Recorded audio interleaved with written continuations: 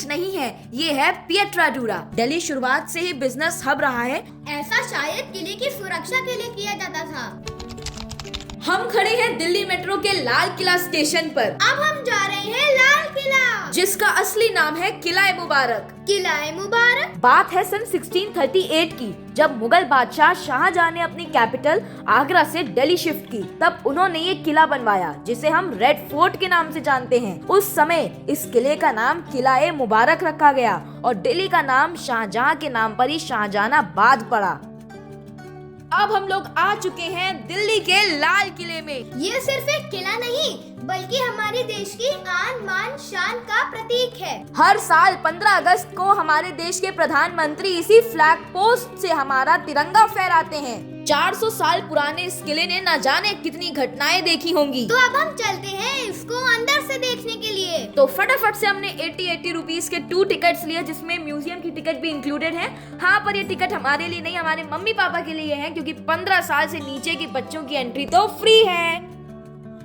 तो हम लोग लाल किले के लाहौरी गेट के बाहर खड़े हैं। मेरे पीछे एक बहुत गहरी खाई दिखाई दे रही है। पुराने जमाने में इन खाइयों में पानी भरा रहता था और इनके अंदर क्रोकोडाइल्स हुआ करते थे। और वो पानी यमुना नदी का होता था। ऐसा शायद किले की सुरक्षा के लिए किया जाता था। ये लाल किले का लाहौरी गेट है। इसका नाम लाहौरी गेट इसलिए पड़ा क्योंकि इसका फेस लाहौर की टुवर्ड्स है। और एक अमेजिंग बात ये है कि इस किले के आर्किटेक्ट का नाम भी उस्ताद अहमद लाहौरी था। हम लाहौरी गेट से ही एंट्री करेंगे। एंट्री करते हमने सबसे पहले इस दरवाजे पर 2 तोपें देखी। और भैया ये बिल्कुल असली तोपें लग रही हैं। क्या पता कभी मैदाने जंग में इनका इस्तेमाल हुआ हो। और देखो इस तोप पे साइड में भी एक नंबर लिखा हुआ है 1278। इससे तो कुछ समझ में नहीं आ रहा कि ये तोप का नंबर है या किस ईयर में ये मैन्युफैक्चर हुई है, वो लिखा हुआ है। और इस तोप में ऊपर की तरफ एक और नंबर भी लिखा हुआ है 1827। ये शायद ईयर ऑफ मैन्युफैक्चर है, क्योंकि ऊपर बने इस क्राउन को देख के ये ब्रिटिश क्राउन लग रहा है और ये साफ लग रहा है कि ब्रिटिश एरा में इस तोप का मैन्युफैक्चर हुआ होगा। यहाँ से तो इसको ब्लॉक कर रखा है।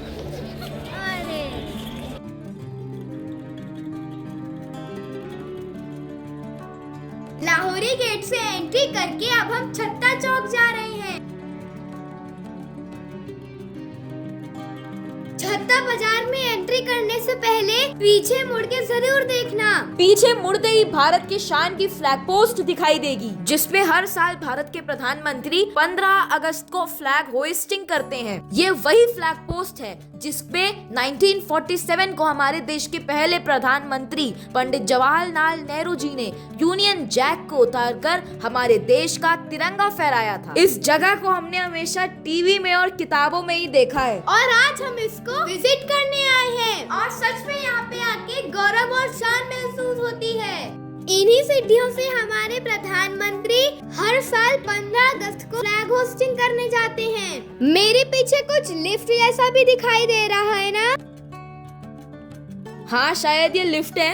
ऊपर जाने के लिए सीढ़ियाँ भी बना रखी हैं और लिफ्ट भी कंस्ट्रक्ट करवा रखी हैं। ये आम जनता के लिए तो नहीं है, हायर रैंकिंग ऑफिशियल्स के लिए ही होगी। हमारे लिए तो है ही नहीं, फिर हम भी ऊपर जाते झंडा लहरा के आ जाते। हाँ, तुम ऐसा कर सकती हो, पर उससे पहले तुमको देश का प्रधानमंत्री बनना पड़ेगा, जिसके लिए तुमको कई बड़े बड़े काम करने पड़ेंगे। हम छत्ता बाजार में एंट्री कर रहे हैं। अब हम लोग लाहौरी गेट से नौबत खाना तक जाने वाले एक लंबे से गलियारे में खड़े हैं। ये एक डबल स्टोरी स्ट्रक्चर है जिसकी सीलिंग पर बहुत सुंदर आर्चेस बनी हुई हैं और साइड में ऊपर जाने के लिए सीढ़ियां भी बनी हुई हैं। मुगल काल में नीचे के कमरों में तो दुकानें लगती थी और ऊपर के कमरे जो हैं वो कारीगरों के, जौहरी के और सुनारों के रहने के लिए या विदेशी व्यापारियों के रहने के लिए प्रयोग में लाए जाते थे। कभी कभी कीमती माल को स्टॉक करने के लिए गोडाउन के रूप में भी ऊपरी मंजिल के कमरों को इस्तेमाल किया जाता था। इस मार्केट का नाम छत्ता बाजार इसलिए है क्योंकि इसके टॉप पर छत है और ये इंडिया की पहली कवर्ड मार्केट है। तो यहाँ पर आके ये इमेजिन जरूर करना कि ये कभी शाही बाजार हुआ करती थी। किसी जमाने में यहाँ दुनिया के सबसे लग्जूरियस सामान मिला करते थे, जैसे कपड़े, हीरे, परफ्यूम यानी इत्र और भी बहुत सारी चीजें। सोना, चांदी और प्रेशियस जेम्स भी तो मिलते थे। दिल्ली शुरुआत से ही बिजनेस हब रहा है। यहाँ पे देश विदेश के कई व्यापारी आया करते थे ट्रेड करने के लिए, तो शायद उनमें से कुछ अच्छे व्यापारियों को भी एक मौका मिलता होगा बादशाह के पैलेस में अपनी दुकान लगाने का। और शाही परिवार की फीमेल्स को खुश करने का। बेसिकली ये बाजार बादशाह ने अपनी रॉयल लेडीज के लिए बनवाया था। और इस छत्ता चौक की शॉप नंबर 26 आइवरी आर्ट्स तो हमको बहुत ही पसंद आई। यहाँ रखे लकड़ी के शतरंज और नक्काशीदार मोहरे हाथ की कला का बेहतरीन नमूना है।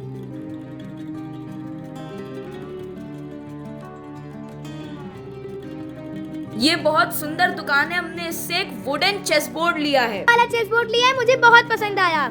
आप भी आना तो ये दुकान जरूर देखना।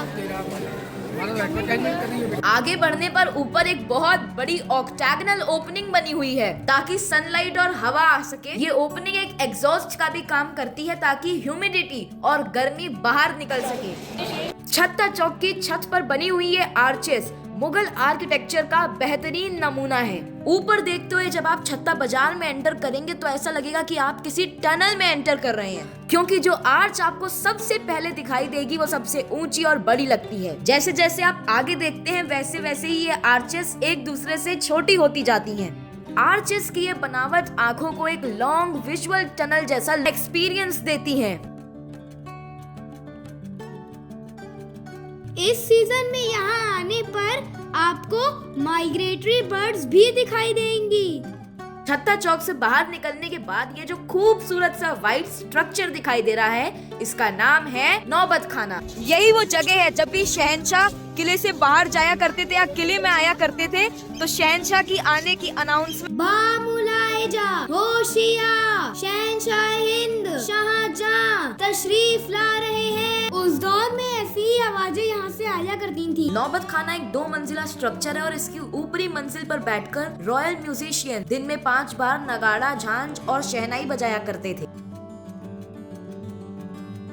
तो अब हम लोग जा रहे हैं नौबत खाना को पास से देखने के लिए। मम्मी पापा गौरा मतलब पिद्दी पीछे आ रहे हैं और मैं आगे आ रहा हूँ। नौबत खाना कहा जाता है कि नौबत खाना ही वो जगह है जहाँ पर मुगल बादशाह जहांगीर शाह और फरूख सियार को असैसिनेट किया गया था। नौबत खाना की दीवारों पर बहुत सुंदर पेंटिंग्स बनाई गई हैं, जो ज्यादातर फूल, पत्ती और पेड़ों की हैं। कुछ पेंटिंग्स को ग्लास में भी बंद कर दिया गया है, पर अब तो वो खराब हो चुकी है। नौबत खाना की छत बहुत सुंदर है। इसमें कई ज्योमेट्रिकल पैटर्न्स बने हुए हैं। भले ही कैमरे से देखने में उतना अच्छा ना लगे, पर सामने से देखने में बहुत ब्यूटीफुल लगता है। जब हम लोगों ने नौबत खाना में एंट्री की थी तो वो एक वाइट और मॉडर्न स्ट्रक्चर लग रहा था, पर दूसरी साइड से ये एक रेड, ओल्ड और रॉयल स्ट्रक्चर लगता है। दीवारों पर मुगल कालीन सुंदर नक्काशियां दिखाई देती हैं। तो चलिए आगे चलते हैं और अब हम लोग जा रहे हैं दीवाने आम की ओर।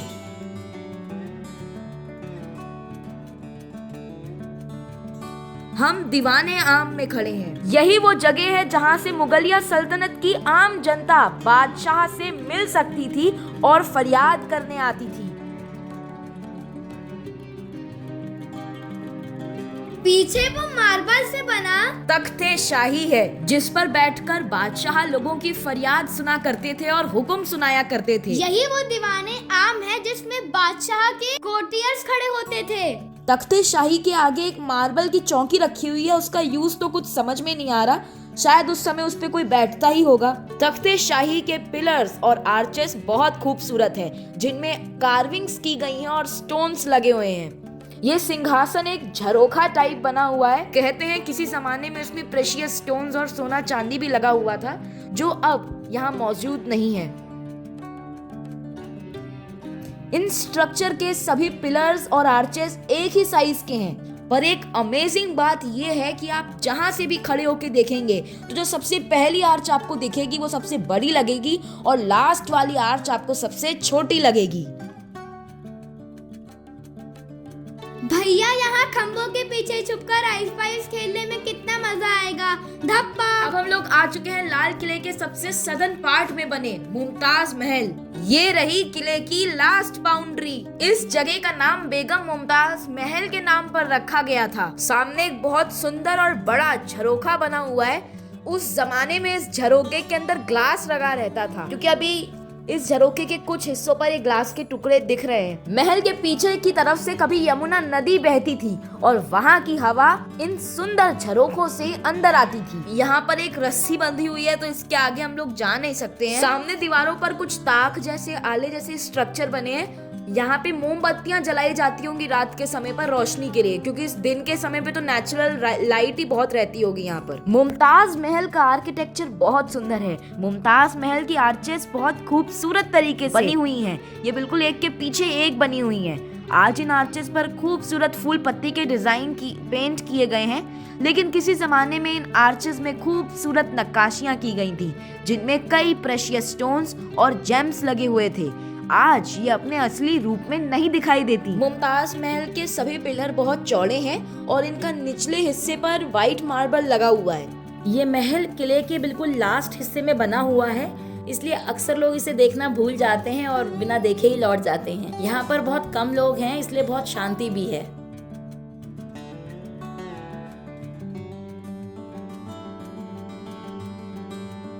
अब हम रंग महल के बाहर खड़े हैं। इसे रंग महल क्यों कहते हैं? इसमें तो रंग दिख ही नहीं रहे। मुगल काल में इसके पिलर्स और छतों पर सुंदर रंगों से डिजाइनिंग की गई थी, इसलिए इसको रंग महल भी कहते हैं। और ये बहुत सुंदर महल था, इसलिए इसका नाम इम्तियाज महल भी रखा गया था। आज वो सुंदर रंग और चित्रकारियां तो नहीं दिखाई देती, पर इस महल की दीवारों और छतों पर सुंदर नक्काशियां अब भी देखी जा सकती हैं, जिन पर कभी कीमती पत्थर, रत्न और सोने चांदी की पॉलिश भी की गई थी। इस महल के बीचों बीच संगमरमर का एक खूबसूरत पुल बना हुआ है।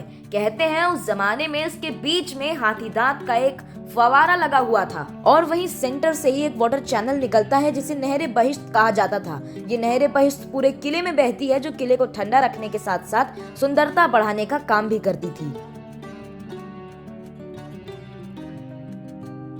रंग महल किले के जनाना क्षेत्र का हिस्सा था, यानी लेडीज सेक्शन का हिस्सा था, जहां रॉयल फैमिली की लेडीज रहा करती थीं और गर्मी के दिनों में नहरे बहिश्त और इस फवारे का मजा लिया करती थीं। इस हिस्से में बादशाह और उनके शहजादों के अलावा किसी भी बाहरी मर्द का जाना सख्त मना था। महल की बाहरी दीवारों पर ये जो काले कुंडे दिखाई दे रहे हैं गोल गोल, ये शायद उस जमाने में कर्टन्स डालने के लिए यूज किए जाते थे और इन कर्टन्स के फैब्रिक मौसम के हिसाब से बदल जाया करते होंगे, जैसे कॉटन, सिल्क और चिक या जो भी रॉयल फैमिली उस समय यूज किया करती होगी, जो पैलेस को ठंडा और गर्म रखने में हेल्प करते होंगे।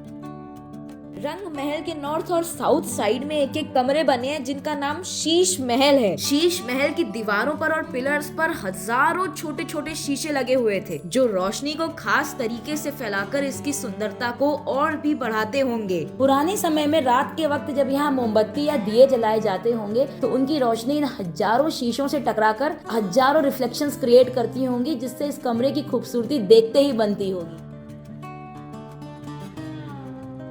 रंग महल में नीचे जाने के लिए बेसमेंट भी है। दिल्ली की गर्मी से बचने के लिए royal ladies in underground rooms का यूज किया करती होंगी। भले ही ये कमरे अंडरग्राउंड बने हैं, पर इनमें काफी खिड़कियां और झरोके दिए गए हैं ताकि सनलाइट और एयर अंदर जा सके। रंग महल के बाद ओपन स्पेस है और उसके बाद आता है इस किले का सबसे सुंदर पार्ट, खास महल। ये उनकी निजी जिंदगी, आराम और इबादत की जगह थी। इस महल के 3 पार्ट्स हैं। तस्बीह खाना, जहाँ पर बादशाह इबादत किया करते थे, ख्वाबगाह, बादशाह का बेडरूम, और तौश खाना, जहाँ पर बादशाह अपने खास मित्रों से मिला करते थे और बातचीत किया करते थे। खास महल की छतों और दीवारों पर सोने और चांदी की सुंदर नक्काशियाँ की गई थी। ये बादशाह का खास महल पूरा सफेद संगमरमर का बना हुआ है और इसकी खूबसूरत दीवारें और छतों पर जो नक्काशी की गई है वो संगमरमर को खोद करके उसके अंदर कीमती पत्थर और रत्नों को जड़ा गया था उस जमाने में। आज भी ये देखने में बहुत खूबसूरत दिखता है, खास करके ये बीच वाला हिस्सा जहाँ से कभी नहरें बहिश्त निकला करती थी। खास महल की दीवारों पर भी कभी सुंदर रत्न जड़े थे और सोने चांदी के पानी की पॉलिश हुआ करती थी, पर वो आज मौजूद नहीं है क्योंकि नादिर शाह जैसे कई लुटेरे उसे यहाँ से लूट के ले गए। मेरे पीछे व्हाइट मार्बल का बहुत सुंदर प्लेटफॉर्म और रेलिंग बनी हुई है।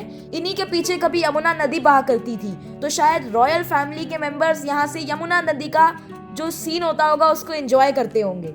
खास महल के अंदर तो नहीं जा सकते, पर यहाँ से खड़े होके अंदर देखने पर एक बहुत सुंदर झरोखा दिखाई दे रहा है।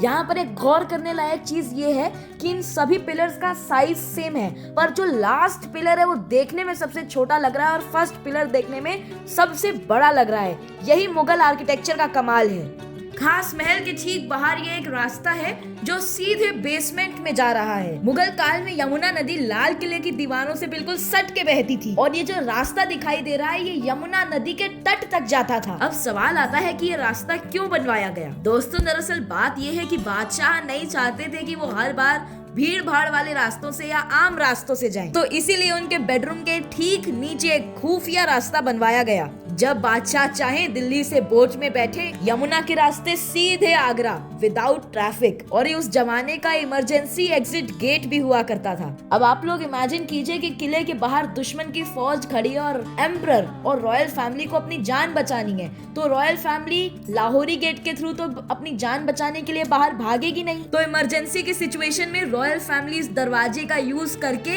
यमुना नदी के थ्रू बाहर निकल सके। और कहा जाता है कि जब इस किले की ग्रैंड ओपनिंग हुई थी तो शाहजहां ने इसी रास्ते से किले में एंटर किया था और लास्ट मुगल बादशाह बहादुर शाह जफर जी ने इसी रास्ते से एग्जिट किया था। साल 1857 जब ब्रिटिश आर्मी ने रेड फोर्ट पर अटैक कर दिया था तो मुगल आर्मी इतनी स्ट्रॉन्ग नहीं थी कि वो ब्रिटिश आर्मी को रोक सके, इसलिए अपनी जान बचाने के लिए लास्ट मुगल बादशाह बहादुर शाह जफर जी और उनका पूरा परिवार इसी गेट से बाहर भागा था और हुमायूं टूम में जाके छुपा था। और फिर बहादुर शाह जफर जी के साथ क्या हुआ उसको जानने के लिए आप मेरा हुमायूं टूम वाला ये व्लॉग देख सकते हैं। अब हम लोग जा रहे हैं दीवान-ए-खास की ओर और पीछे मुड़कर देखने पर हमको खास महल में एक बहुत ही यूनिक चीज दिखी। नहरे बहिश्त के ऊपर एक सुंदर संगमरमर की जाली लगी हुई है जिस पर न्याय का तराजू उकेरा गया है। ये तराजू बहुत बारीकी से बनाया गया है जिसका मतलब होता है कि राजा का न्याय हमेशा निष्पक्ष रहेगा। नहर के आसपास लगी जालियां और मेहराबों पर इतनी खूबसूरत नक्काशियां की गई हैं कि ये संगमरमर नहीं कपड़ा या रेशम लगता है बिल्कुल। इस पूरे किले में ध्यान देने लायक ये बात है कि सबसे खूबसूरत दरवाजे, मेहराब और जालियां नहरे बहिश्त के रास्ते पे बनी हुई हैं, जो कि इन सभी स्ट्रक्चर्स के बीचों बीच बने हुए बड़े बड़े गेट हैं जिन्हें अक्सर लोग बादशाह या रानियों के निकलने का रास्ता समझ लेते हैं। और ये जो काला दरवाजा दिखाई दे रहा है यहीं से बादशाह आया और जाया करते होंगे।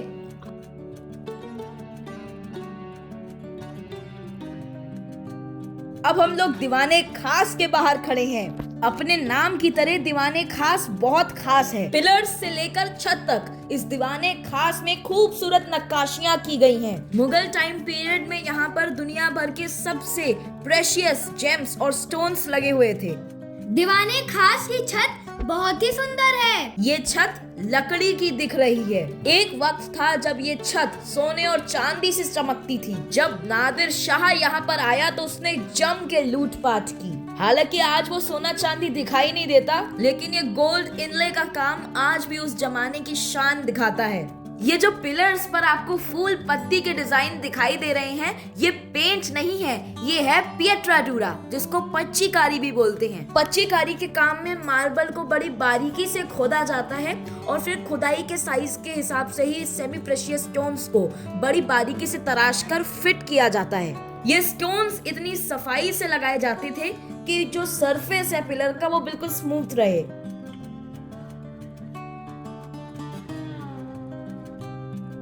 दीवाने खास वो जगह है जहाँ पर शहंशाह अपने फॉरेन डेलीगेट्स से मिला करते थे, खास लोगों से मिला करते थे। और इसी दीवाने खास में फेमस पीकॉक थ्रोन रखा हुआ था जिसमें दो कीमती पत्थर जड़े थे, एक तो कोहिनूर हीरा और दूसरा तैमूर रूबी। हमारे पीछे मार्बल की चौकी दिखाई दे रही है और किसी जमाने में वो पीकॉक थ्रोन यहीं रखा था, पर आज वो भी यहाँ मौजूद नहीं है क्योंकि मोहम्मद शाह रंगीला के रूल के टाइम पर ईरानी रूलर नादिर शाह ने इंडिया पर अटैक किया और लाल किले को कॉन्कर कर लिया। नादिर शाह ने पूरी दिल्ली को लूटा और नादिर शाह पीकॉक थ्रोन को भी लूट कर ले गया। शिशिर भैया मिले जो हमारा व्लॉग देखते हैं, तो अब जब हम लाल किला वाला व्लॉग डालेंगे तो आप उसको भी देखना भैया। श्योर। और इनके व्लॉग को मैं काफ़ी ज़्यादा एडमायर भी करता हूँ और मैं इनका रेगुलर वॉचर हूँ और आज मेरे को बहुत अच्छी अपॉर्चुनिटी मिली कि मैं इन दोनों के साथ मिल पाया।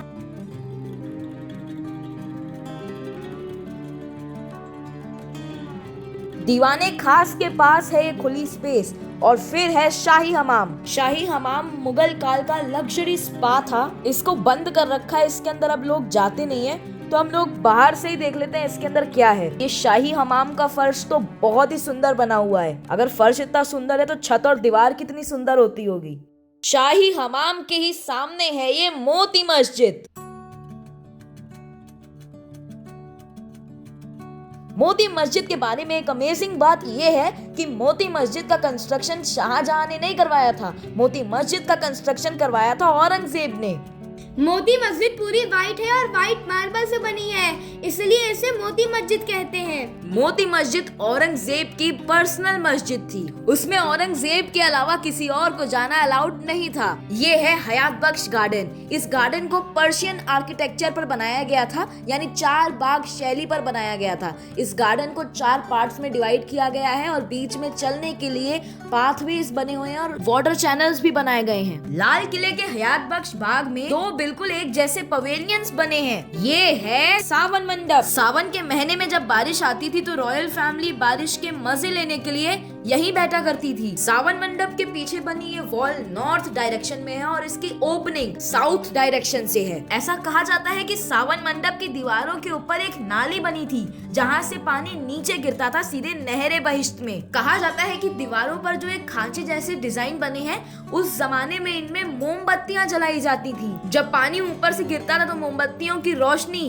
पानी की चादर से टकराती थी, जो बेहद खूबसूरत नजारा होता था, जो बादशाहों के शाही वैभव को और भी बढ़ाता था।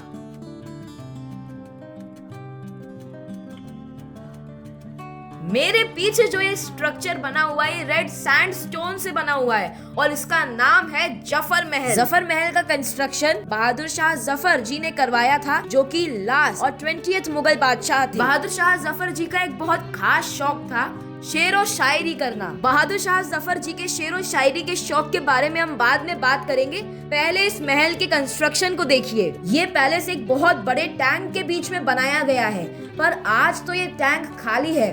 किसी जमाने में इस टैंक में पानी भरा रहता होगा। जफर महल की बनावट यहाँ बने बाकी ग्रैंड स्ट्रक्चर से काफी अलग है। ये बहुत सिंपल स्ट्रक्चर है और यहाँ पर आके सुकून और शांति का एहसास हो रहा है। बारिश के दिनों में इस पैलेस के चारों ओर पानी भर जाता था, जिसकी वजह से ये पैलेस जल महल जैसा लुक देता था। बादशाह यहाँ बारिश के दिनों में बैठकर शेर और शायरी किया करते थे। बहादुर शाह जफर जी को क्या एक्सपीरियंस होता होगा एक जल महल में बैठकर शायरी करने का, वो तो शायद हम लोग इमेजिन भी नहीं कर सकते।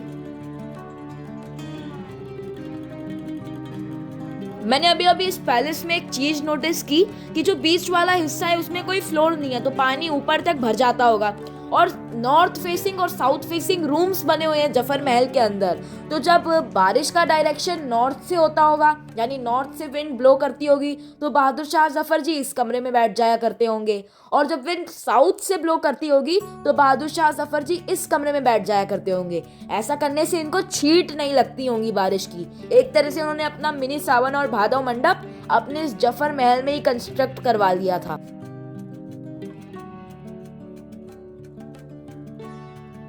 तो अब हम लोग जा रहे हैं भादव मंडप की ओर, जो देखने में बिल्कुल सावन मंडप जैसा ही लग रहा है। भादव मंडप हयात बख्श गार्डन के सदन हिस्से में बना हुआ है। इसके पीछे की दीवार साउथ डायरेक्शन में है और इसकी एंट्रेंस नॉर्थ डायरेक्शन में है। भादव के महीने में जब बारिश आती है तो विंड इस साइड से फ्लो करती है, इस डायरेक्शन से फ्लो करती है, जिसके कारण रेन का डायरेक्शन ऐसा हो जाता था और शहंशाह और रॉयल फैमिली इस रूम में बैठा करते थे और पीछे बनी ये दीवार रॉयल फैमिली को बारिश की बौछार से बचाती थी। सावन भादव मंडप के कंस्ट्रक्शन को देखकर इस पता चलता है कि उस जमाने के इंजीनियर्स और आर्किटेक्ट्स को पानी के बहाव और हवा के रुख की कितनी अच्छी नॉलेज थी।